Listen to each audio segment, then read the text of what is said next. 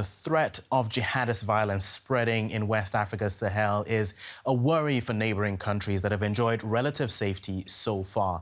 Ghana is one of those on the alert. In the north of the country, local communities are organizing their own watchdog groups, working alongside the security agencies. But there are concerns about the potential pitfalls from this approach, as DW's Maxwell Sook reports from Ghana's Upper East region. They are on parade. The local community watchdog task force is known in native dialect as Kogolwelgo. They see their role as keeping a sharp eye out for suspicious individuals in their midst.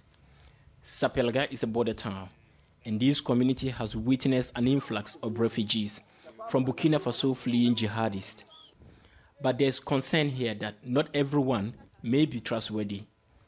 The brigade commander sums things up. They are fearful that the jihadists could pose as refugees and want more people to be watchdogs. Security analysts say local eyes and ears can provide useful information if they work together with the authorities. The role of these watchdog committees is basically surveillance. In other words, they scan the community, identify early warning signs, threats, and then inform the respective security agencies to take the necessary steps. For several years now, locals are being encouraged to help to identify any extremist movement in their communities. The watchdog group educates people to be on the lookout.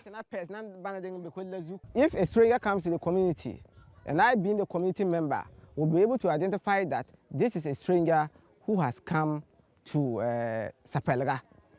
And I will report that person to the security agencies. This group was created a year ago without any formal training, but has received endorsement from the district police unit. But security analyst Matthias Ateng urges caution. They are given weapons, sophisticated weapons. So in other words, they are being weaponized. And in one way or the other, these are not people who have been well trained to handle these weapons.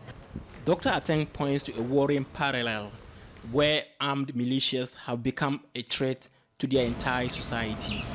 If we take the case of South Sudan, the Janjaweed militias, this was a group that was sponsored by the Sudanese government to fight the black Darfurians in the Darfur region. And what has happened now, this group has become a major threat to Sudan. Ghana's military has been conducting training to counter any possible extremist violence. And the watchdogs are open about their plans to use arms in response to their perceived threats.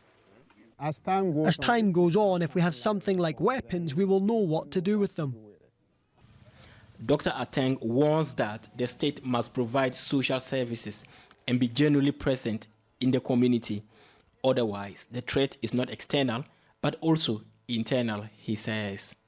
Where people feel that they are not included in the governance process, they can also get up and become extremist groups against the state and even against the people. Ghana's borders continue to be a safe place for refugees fleeing attacks from Burkina Faso, despite concerns that a purely security-based solution might become part of the problem.